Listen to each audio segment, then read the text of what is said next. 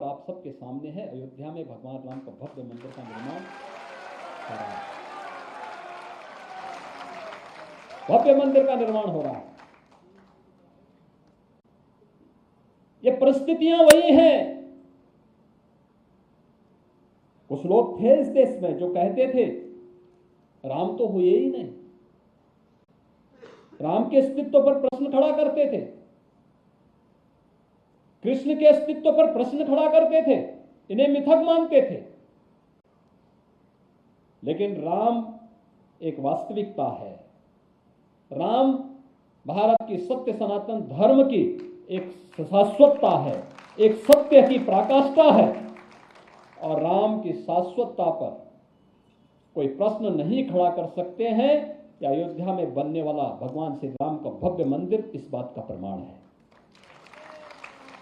और उसी परंपरा का प्रतिनिधित्व यहां पर आज हो रहा है।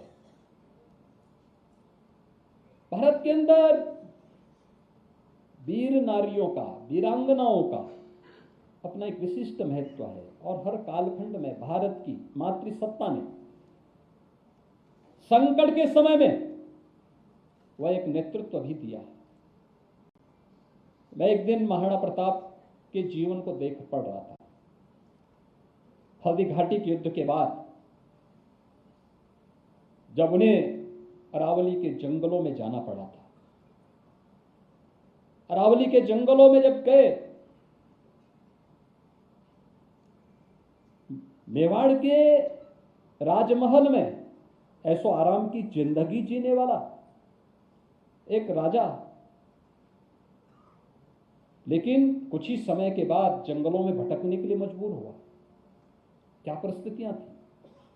क्योंकि उन्होंने स्वदेश और स्वाभिमान के साथ कोई समझौता नहीं किया, स्वधर्म की ध्वजा को झुकने नहीं दिया। जंगल में गए, घास की रोटी खानी पड़ी। किसी प्रकार से वहां के भील और मीनाओं के द्वारा जो कुछ भी वहां उनके साथ मिलकर के सहयोग किया जाता था, उससे उनके परिवार अपने परिवार की भी व्यवस्था का संचालन कर पा रहे थे। एक तरफ सेना के एकत्रीकरण का चिंतन और दूसरी तरफ परिवार की व्यवस्था का भी संचालन, ये दोनों दायित्व उनके पास थे। और दोनों दायित्वों का निर्वहन करते हुए एक दिन देखा कि खाने के लिए कुछ नहीं। राजकुमारी भूखे चिल्ला रही है, कहीं से कुछ मिला। जब तक वह बनकर के आकर के राजकुमारी के हाथों में आता है, तब तक एक जंगली बिराल आकर के उसको भी छीन करके भाग जाता है।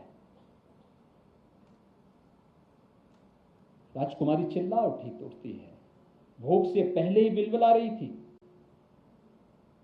महाराणा का चिंतन टूटा, क्या हो गया? पता लगा कि बेटी के खाने के लिए कुछ नहीं था, एक रोटी का टुकड़ा मिला था, वह खा रही थी। तब तक एक जंगली जानवर आकर के उसको भी छीन करके भाग गया है। उनका हृदय पिघला। उन्होंने कहा कि इस प्रकार की जलालत की जिंदगी झेलने से अच्छा है कि मैं भी अब संधि पत्र में हस्ताक्षर कर दूं और अकबर के सामने कह दूं कि भाई चलिए हम भी आपकी अधीनता स्वीकार करते हैं। कहते हैं संधि पत्र लिखने जा रहे थे, तब तक मेवाड़ की महारानी ने उनके हाथों को रोका, कहा कि नहीं, ये आपको अधिकार नहीं है, ये लिखने का अधिकार आपको नहीं है। यह अधिकार किसका है? हल्दी घाटी में शहीद हुए सैनिकों का अधिकार है। यह अधिकार किसी के पास है तो उस चेतक को है जो हल्दी घाटी में शहीद। आप नहीं लिख सकते। अगर आपको लगता है कि आप इस संघर्ष को आगे नहीं बढ़ा सकते तो तलवार मुझे दीजिए, मैं विदेशी हुकूमत को नाके चमो चबाने का काम करूंगी, लेकिन भारत की ध्वजा को कभी झुकने नहीं दूंगी। और फिर राणा खड़े हुए और कुछ ही वर्षों के अंदर उन्होंने अपने सभी दुर्ग और किलों को वापस जीत करके मेवाड़ की उस राजवंश की पताका को, जिस पर आज भी हर भारतीय गौरव की अनुभूति करता है, जिसको एक तीर्थ के रूप में मान्यता देता है, उसे स्थापित किया है। भाइयों बहनों, यह वर्ष हमारे लिए बहुत महत्वपूर्ण है, कई मायनों में है। हिंदवी साम्राज्य की स्थापना करने वाले छत्रपति शिवाजी महाराज की राज्याभिषेक का, हिंदवी स्वराज की स्थापना का 350वां वर्ष है ये।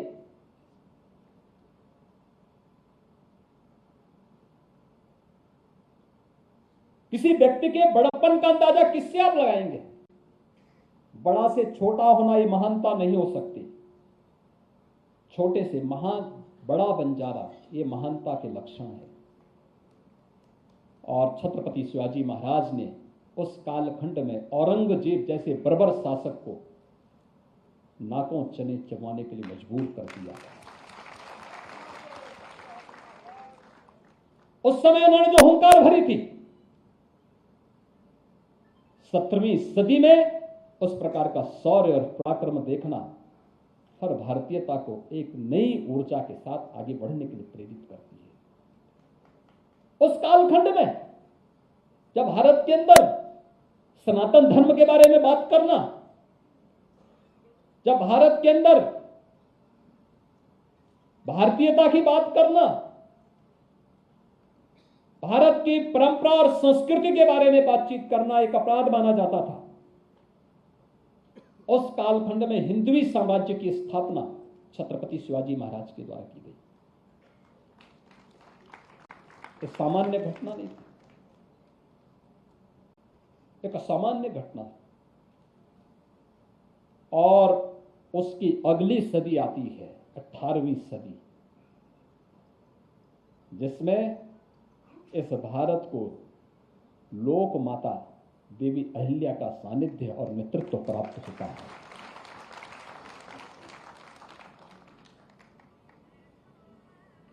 अब कहीं भी जाइए, कोई लोक माता का सानिध्य, कोई शासक अचानक पूज्य नहीं हो जाता। कितना कठिन है। आज का एक एक जनप्रतिनिधि इसको जान सकता है। एक शासक के लिए कितना कठिन रहा होगा जब साधन नहीं थे, सुविधाएं नहीं थी, विदेशी हुकूमतें थी। उस कालखंड में देश के अंदर एक रियासत से आगे बढ़ करके भारत के सांस्कृतिक वैभव की पताका को एक नई ऊंचाइयों तक प्रदान कर देना यह सामान्य घटना नहीं हो सकती, असामान्य घटना है, असामान्य परिस्थितियां थी। और यह करके दिखाया था देवी अहिल्या ने लोक माता के रूप में। इसीलिए वो हम सबके लिए श्रद्धा और स्मरणीय बनी है, पूज्य बनी है। आज इतने वर्षों के बाद भी हम लोग उनका स्मरण कर रहे हैं, उनकी आराधना कर रहे हैं, उनकी पूजा कर रहे हैं। वैसे ही नहीं कर रहे हैं। ये सामान्य शासक नहीं थी। याद करना, ये आदर्श शासक वैसे ही काम किए हैं। महाराणा प्रताप का भी आप देखिए, महाराणा प्रताप ने कभी नहीं कहा मैं शासक हूं। उन्होंने कहा एक लिंगी महादेव शासक हैं, हम उनके दीवान के रूप में काम कर रहे हैं। आप जाइए मेवाड़ में, आज भी यही है। और मालवा शासक की शासिका के रूप में देवी अहिल्या ने भी इसी बात को कहा था, शिव ही, भगवान शिव ही शासक है।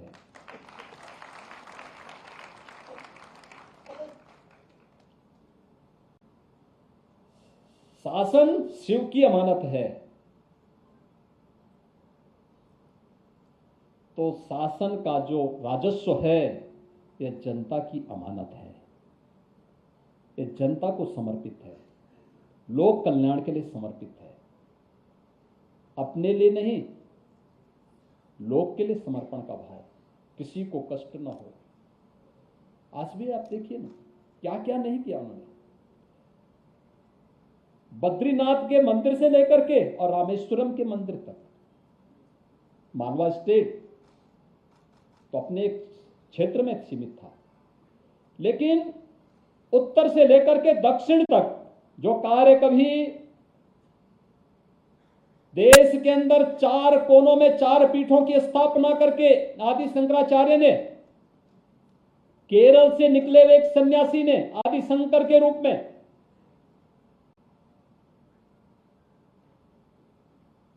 उत्तर में ज्योतिर्पीठ की स्थापना, ज्योतिषपीठ की स्थापना करके, श्रृंगेरी पीठ की स्थापना करके, जगन्नाथपुरी में पीठ की स्थापना करके, द्वारिका पीठ में पश्चिम में स्थापना करके, उत्तर दक्षिण पूरब पश्चिम में 4 पीठों की स्थापना करके जो कार्य भारत की सांस्कृतिक एकता के लिए उस कालखंड में जगत गुरु आदि शंकर ने किया था, वही तो कार्य 18वीं सदी में लोक माता देवी अहिल्या कर रही थी। भारत की सांस्कृतिक एकता का अलग जगाने का काम कर रही थी। याद करिए, आज सुबह जब मैं महाकाल के दर्शन करने के लिए गया था तो दर्शन के पीछे का एक हेतु यह भी था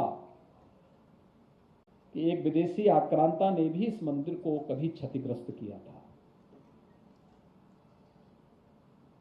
उसी का एक वंशज जब गया था, नालंदा विश्वविद्यालय को तोड़ा था। नालंदा विश्वविद्यालय को तोड़ते समय उसका एक सिपह सालार ने कहा कि अरे जापना, ये क्या कर रहे हो? इसमें तो इसका जो पुस्तकालय है इस पे आग मत लगाओ, इसमें तो ज्ञान और विज्ञान की बहुत सारी चीजें हैं। तो मूर्ख कहता है कि क्या इसमें कुरान से भी ज्यादा बढ़ चढ़ करके है? तो उसने कहा साहब, इसमें तो ज्ञान विज्ञान भरा पड़ा है। उसने कहा अगर कुरान और हदीस से अतिरिक्त है तो भी इसका हमारे लिए कोई महत्व नहीं है, और अगर उसके बराबर है तो उसमें तो पहले से है। उसने आग लगा दी, कई महीनों तक जलता रहा, वहां का पुस्तकालय जलता रहा। जिन लोगों को इन आक्रांताओं की परंपरा पर विश्वास है, वे सनातन धर्म को अपमानित करने का काम कर रहे हैं। लेकिन जिन्हें सनातन धर्म की परंपरा पर गौरव की अनुभूति हुई और करते रहे, कर रहे हैं, वे आज भी लोकोद्धार के और सांस्कृतिक राष्ट्रवाद के इस अभियान को लेकर की पूरी निर्भीकता के साथ इस कार्यक्रम को लेकर के भी आगे बढ़ रहे हैं। और 18वीं सदी में इस ध्वजा पताका को लेकर के चली थी लोकमाता देवी अहिल्या। काशी में काशी विश्वनाथ का जो वर्तमान मंदिर है, यह देवी अहिल्या की देन है। आपने देखा होगा जब हम लोगों ने काशी विश्वनाथ कॉरिडोर की स्थापना की तो आदरणीय प्रधानमंत्री जी ने, विशेष रूप से प्रधानमंत्री जी ने इस बात को कहा कि लोकमाता देवी अहिल्या का एक बड़ा स्मारक वहां बनना चाहिए। और काशी विश्वनाथ धाम में कभी आप जाइए, भव्य स्मारक बना है जहां पर पहले 5 फीट का रास्ता नहीं था और 50 लोग एकत्र नहीं हो सकते थे। आज एक समय में 1 लाख श्रद्धालु एकत्र हो सकता है और प्रतिदिन काशी विश्वनाथ धाम में भगवान विश्वनाथ जी के दर्शन करने के लिए 5 लाख लोग आ रहे हैं। 5 लाख श्रद्धालु प्रतिदिन वहां आ रहा है।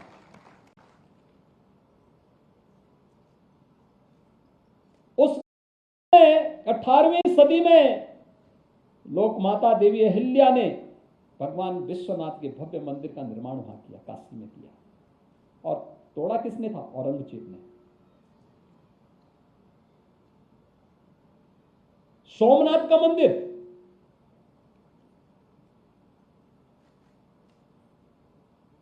सोमनाथ के मंदिर के तोड़ने की त्रासद घटना से कौन भारतीय आहत नहीं होता है, लेकिन सोमनाथ के मंदिर के पुनरुद्धार का काम भी देवी अहिल्या ने किया था।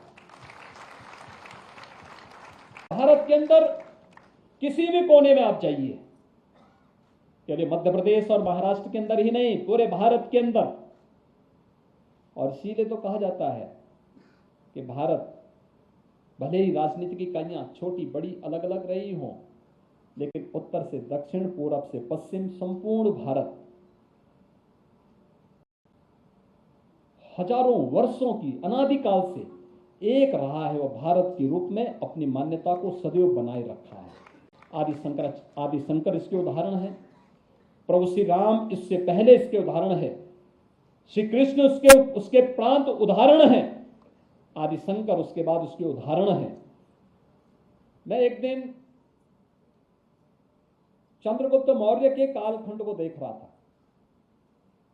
उन्होंने अपने समय में किस किस प्रकार के कार्यक्रमों को आगे बढ़ाया था। उन्होंने दो पथ उस समय बनाए थे जो आज हमारे यहां नेशनल हाईवे, स्वर्गीय अटल बिहारी वाजपेयी जी ने स्वर्णिम चतुर्भुज के रूप में और भारत के अंदर जिस प्रकार से हाईवेज को वैश्विक स्तर पर एक इंटरनेशनल लेवल के हाईवे बनाए, ये कार्यक्रम स्वर्गीय अटल जी ने आजादी के बाद प्रारंभ किए अपने कालखंड में। लेकिन हाईवे की परिकल्पना आज से लगभग 2000 वर्ष पहले भी उस समय भी थी जब उत्तर पथ और दक्षिण पथ को मैं देख रहा था। एक पथ था जो पाटलिपुत्र से लेकर के और तक्षशिला तक जा रहा था। उसके कुछ अभी हमें अवशेष मिले हैं, उसमें हम लोग एक इकोनॉमिक कॉरिडोर का निर्माण फिर से कर